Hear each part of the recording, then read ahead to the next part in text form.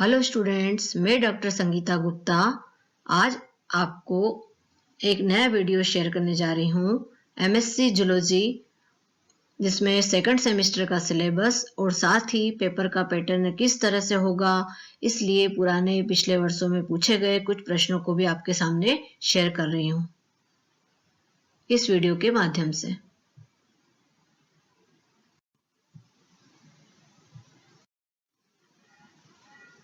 MSc zoology second same, इसमें आपको total 4 paper होंगे और प्रैक्टिकल 2 होंगे और प्रैक्टिकल के जो पासिंग मार्क्स होंगे वो होंगे 18 और मैक्सिमम मार्क्स जो होंगे आपके 300 होंगे और जो मिनिमम पासिंग मार्क्स होंगे परसेंटेज होगा वो 36 होगा।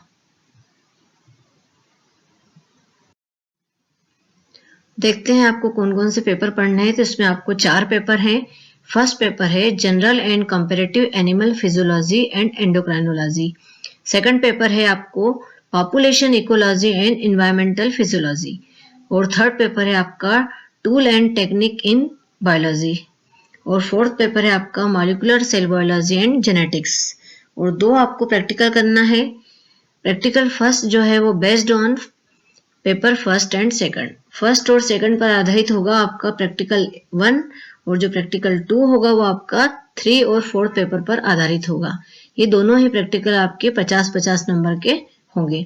इस तरह से आपका जो टोटल पेपर होगा वो प्रत्येक पेपर 50 नंबर का होगा, जिसमें थ्योरी के 40 मार्क्स प्लस सीसीई के 10 मार्क्स।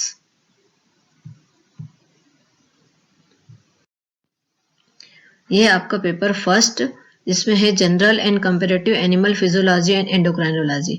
मैं यहाँ पर हर पेपर की 5 यूनिट के बारे में बताने जा रही हूँ, लेकिन स्क्रीन पर आपको यूनिट 5 पूरी रहेगी, उस पर कौन कौन से टॉपिक रहेंगे वो भी सब रहेगा, पर मैं एक हल्की सी रीडिंग लगा के आपको ये संक्षिप्त में विवरण देना चाहूँगी, ज़्यादा इसको डिटेल में नहीं बताऊँगी। तो यूनिट फर्स्ट है, जिसमें आपको पेपर है आपका general and comparative animal physiology and endocrinology, जो 40 मार्क्स का होगा, जिसमें यूनिट फर्स्ट होगी, जिसके अंतर्गत आपको रेस्पिरेटरी पिगमेंट पढ़ना है, रेगुलेशन ऑफ रेस्पिरेशन पढ़ना है, फिजियोलॉजी ऑफ इम्पल्स ट्रांसमिशन पढ़ना है, इसके साथ ही ऑटोनॉमिक नर्वस सिस्टम भी आपको पढ़ना होगा।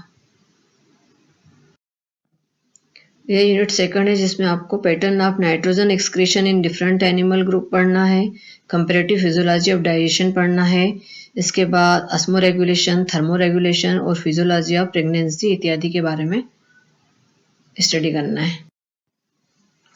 यह आपकी यूनिट थर्ड है, जिसमें आपको कंपैरेटिव स्टडी करना है, comparative study of chemo reception, comparative study of photo reception इत्यादि की स्टडी करना है। फोर्थ यूनिट में आपको bioluminescence, hormones, mechanism of hormone action, chromatophores इत्यादि के बारे में पढ़ना है।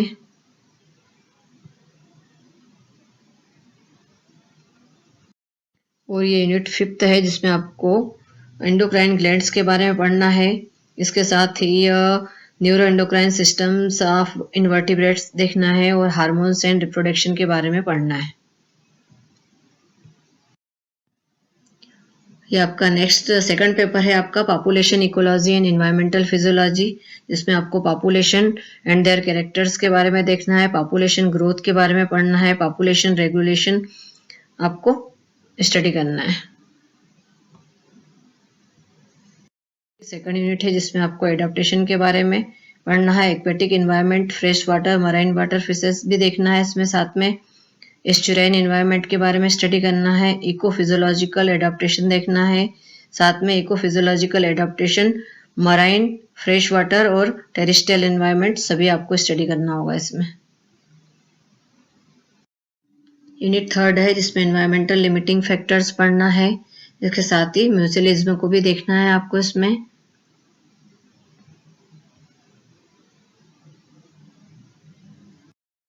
ये यूनिट 4 है, जिसमें आपको environmental pollution and human health देखना है, conservation management of natural resources देखना है।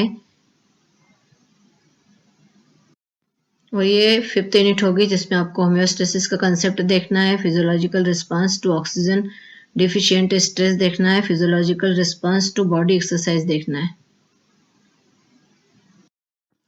और यह आपका पेपर थर्ड है जिसका हेडलाइन है tool and techniques in biology. इसकी जो फर्स्ट यूनिट है उसमें आपको डिफरेंट टाइप के माइक्रोस्कोप की स्टडी करना है, साथ ही स्पेक्ट्रोफोटोमीटर का प्रिंसिपल और उसके एप्लीकेशन क्या है ये आपको स्टडी करना है। यूनिट सेकंड जिसमें आपको cryo preservation and fridge drawing techniques, column chromatography, thin layer chromatography, gel electrophoresis और माइक्रोटोमी के बारे में स्टडी करना है। और यह है यूनिट थर्ड जिसमें आपको radio isotopes and radio isotopic techniques in biology, antigen antibody reactions and types of immunoglobulin और साथ में इम्यूनो डिफ्यूजन आदि की स्टडी करना है। और यह है यूनिट फोर जिसमें आपको fixation and complete procedure for staining, histochemical demonstration of lipid, अनसेंसिल component and preparation of culture media, sterilization और सेल वायबिलिटी टेस्ट देखना है।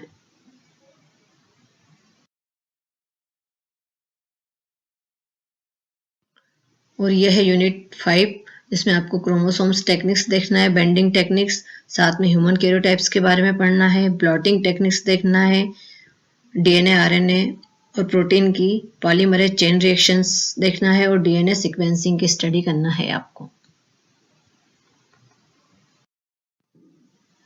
नेक्स्ट है आपका फोर्थ पेपर है जिसमें आपको molecular cell biology and genetics topic paper की हेडलाइन है।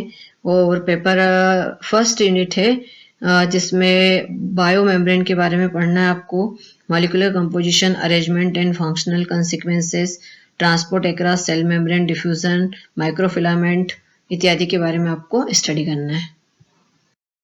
और ये यूनिट सेकंड है जिसमें आपको सेल सिग्नलिंग के बारे में देखना है, जिसमें cell surface receptors, second messenger systems, gap junction.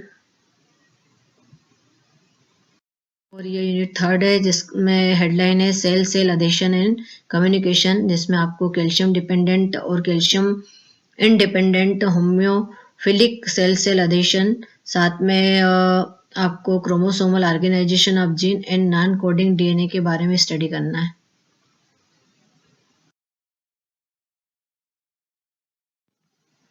और फोर्थ यूनिट है जिसमें आपको sex determination in Drosophila and mammals देखना है, साइटोप्लाज्मिक इनहेरिटेंस के बारे में पढ़ना है जिसमें कप्पा पार्टिकल्स, और साथ में है आपको human genome project purpose to implicate, ये सब आपको स्टडी करना है।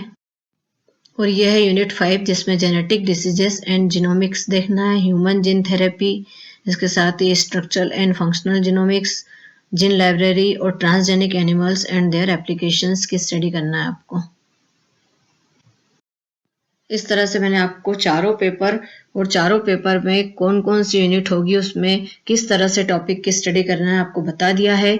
अब मैं आपको प्रैक्टिकल के बारे में बता देती हूँ। 2 प्रैक्टिकल है जिसमें से फर्स्ट प्रैक्टिकल जो है वो आपका 50 नंबर का होगा। और इसमें किस तरह से प्रैक्टिकल होंगे, जिसमें फर्स्ट प्रैक्टिकल और जो भी होगा वो हेमेटोलॉजिकल ब्लड ग्रुप, मतलब ब्लड ग्रुप से रिलेटेड हेमेटोलॉजिकल प्रैक्टिकल्स होंगे। सेकंड में एंजाइमेटिक एक्शन वाला प्रैक्टिकल होगा। थर्ड जो होगा इसमें प्रोटीन, कार्बोहाइड्रेट एंड फैट का डिटेक्शन करना है आपको। फिर स्पॉटिंग होगी कुछ हिस्टोलॉजिकल स्लाइड के ऊपर, और एंडोक्राइनोलॉजी, एंडोक्राइन ग्लैंड्स दोनों के ऊपर आपकी स्पॉटिंग होगी। साथ में आपको नाइट्रोजनस जो वेस्ट प्रोडक्ट है आपको कुछ सैंपल दिए जाएंगे, उसमें आपको डिटेक्ट करना होगा। और साथ में वाइवा होगा 10 नंबर का, प्रैक्टिकल रिकॉर्ड एंड कलेक्शन आपका 5 नंबर का होगा। और यह है आपका प्रैक्टिकल सेकंड जो थर्ड और फोर्थ पेपर पर आधारित होगा। और इसमें जो एक्सरसाइज है वो है comments upon the component and applications of analytical instruments, जिसमें आपको 10 नंबर का होगा। इसमें आपको इंस्ट्रूमेंट्स के ऊपर कमेंट्स करने होंगे, जिसमें माइक्रोस्कोप हो सकता है, स्पेक्ट्रोफोटोमीटर हो सकता है, कोलोरीमीटर हो सकता है, जेल इलेक्ट्रोफोरेसिस या अल्ट्रा सेंट्रीफ्यूज के ऊपर क्वेश्चन दे सकते हैं। साथ में क्रोमेटोग्राफी के ऊपर भी आपको क्वेश्चन दे सकते हैं। और सेकंड है आपका प्रॉब्लम बेस्ड ऑन जेनेटिक्स, इस पर आपको जेनेटिकली प्रॉब्लम्स पूछी जाएगी। हो सकता है आपको कलर ब्लाइंडनेस या हो सकता है आपको हीमोफीलिया के ऊपर क्वेश्चन दे दिए जाएं। और थर्ड होगा आपका separation techniques of RNA, DNA and protein, ये होगा आपका 5 मार्क्स का।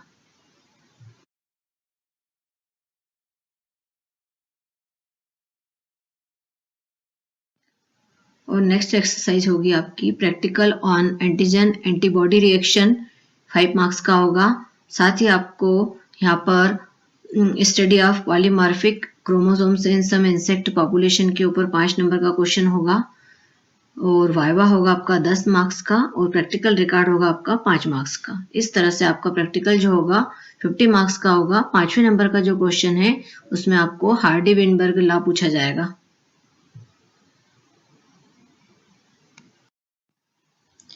अब नेक्स्ट स्लाइड में मैं आपको कुछ इंपॉर्टेंट क्वेश्चन बताने जा रही हूँ। ये सेकंड पेपर के है, population ecology and environmental physiology के, जो पहले वर्षों में पूछे जा चुके।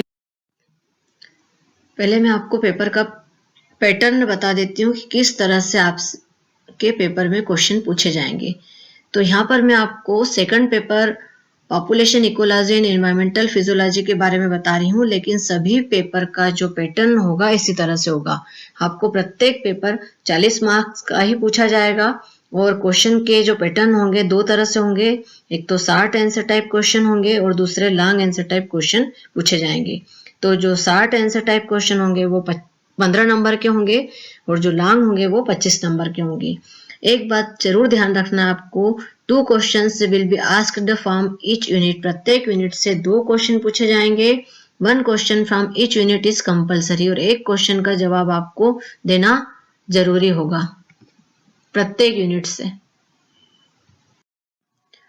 यहाँ पर मैं आपको कुछ क्वेश्चन शेयर करने जा रही हूँ, लेकिन ये पिछले वर्षों में पूछे जा चुके हैं।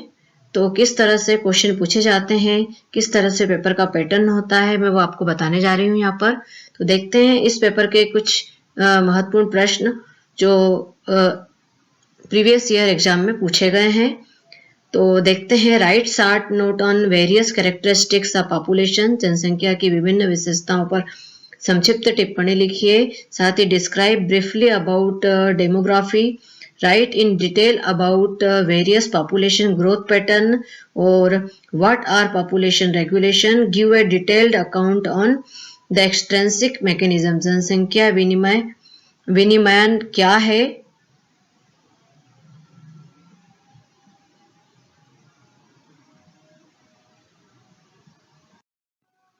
देखते हैं। नेक्स्ट क्वेश्चन है, write in brief how intrinsic mechanism regulate the population. इसके साथ ही describe in brief about the estuarine environment, what do you mean by level of adaptation.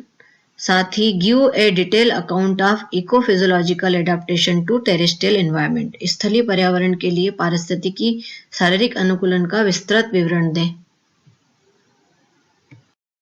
इसी तरह से कुछ और क्वेश्चन देख लेते हैं, जिसमें write a short note on optimal foraging theory, describe in detail about environmental limiting factors, write an essay on mutualism. और देख लेते हैं, write a short note on water pollutions, what are natural resources, how can they. और देख लेते हैं कुछ question, briefly describe the physiological response of body exercise, explain in brief about endothermy, describe physiological response of oxygen deficient stress, give a detailed account of homeostasis। homeostasis के बारे में विस्तृत जानकारी दे। उम्मीद करती हूँ मेरे द्वारा दी गई ये सभी जानकारी विद्यार्थियों के लिए बहुत ही उपयोगी होगी। Thank you.